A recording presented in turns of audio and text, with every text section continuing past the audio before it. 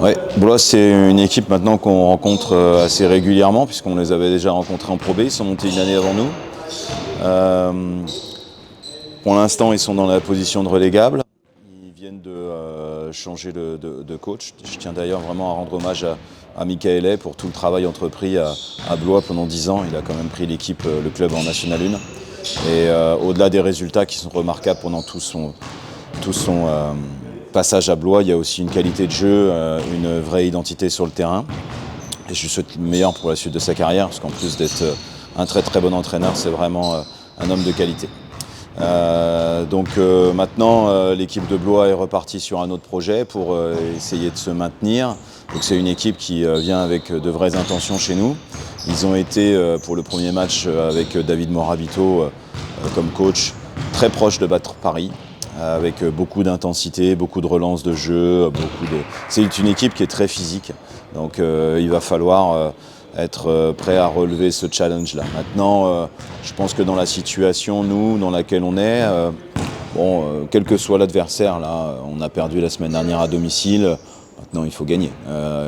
Quelle que soit la manière, les moyens utilisés, bien défendre, bien attaquer, il faut gagner. On sait qu'il faudra évidemment mieux jouer que la semaine dernière, mais voilà, la période est en ce moment pas simple pour nous, mais il faut s'accrocher et trouver un moyen de gagner le match. Il n'y a jamais de match facile, on le voit bien, on peut gagner et perdre contre n'importe qui. Le classement aussi vaut ce qu'il vaut, mais il est tellement serré entre les équipes de bas de tableau et jusqu'à la 6e place. Je pense qu'aujourd'hui il y a un top 5 très clair. Après, entre la 6e et la 17e, je dirais que tout est encore jouable. Maintenant, voilà, ce qui est sûr, c'est que pour nous, on se doit de continuer de bien défendre, parce qu'en plus, avec l'absence d'un meneur de jeu, on a moins de création, moins de possibilités de mettre de points. Donc il faudra encore mieux défendre, de façon plus intelligente, pour ne pas faire autant de fautes que ce qu'on a pu faire contre Gravelines. Et puis évidemment, on espère trouver de la fluidité dans le jeu, trouver nos shooters en réussite, avoir une bonne alternance. Mais il faudra bien tenir le rythme du jeu, parce que Blois a besoin de relancer, a besoin de pousser la balle. Ils veulent jouer avec beaucoup de possession. Nous, c'est pas trop notre style de jeu, donc il faudra imposer notre style. Et puis, encore une fois, je le répète, qu'on ait un soutien de 40 minutes, quel que soit le score. Voilà, on a besoin de ça, on a besoin de ressentir cela, et encore plus dans un moment où l'équipe est en difficulté, parce que on peut pas, c'est pas de notre fait. On a une blessure, on multiplie un petit peu les pépins, on a du mal à s'entraîner. On ne s'est pas entraîné avec Dipro depuis la fin de la Leaders Cup. Donc nous, on a besoin de s'entraîner. Donc c'est une situation qui est difficile, mais qui fait partie d'une saison. Maintenant, il faut arriver demain conquérant et tout faire pour l'emporter. Oui, alors Melvin, je dirais que il s'est blessé en équipe de France lors de l'entraînement. Le diagnostic a été assez long à être vraiment précis. Voilà, il faut parfois passer différents examens. On a d'abord été en plus sur une piste qui n'a pas été obligatoirement très bonne, qui nous a été donnée par le staff médical de l'équipe de France, mais c'est ainsi, puisque les premiers examens ont eu lieu très tôt après la blessure.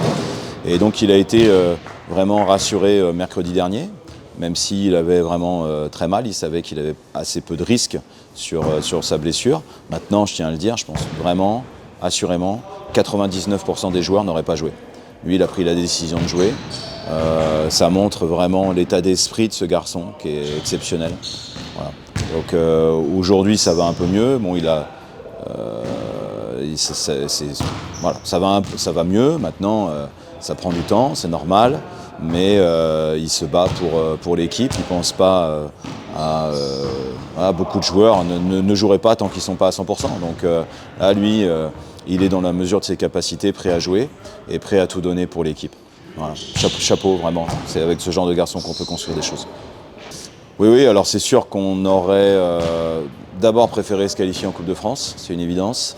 On aurait aussi préféré avoir déjà un meneur de jeu avec nous aujourd'hui, mais ce n'est pas possible. La recherche est très compliquée. Il ne faut pas croire qu'en appuyant sur un bouton, on a des meneurs qui arrivent. Ça ne se passe pas du tout comme ça.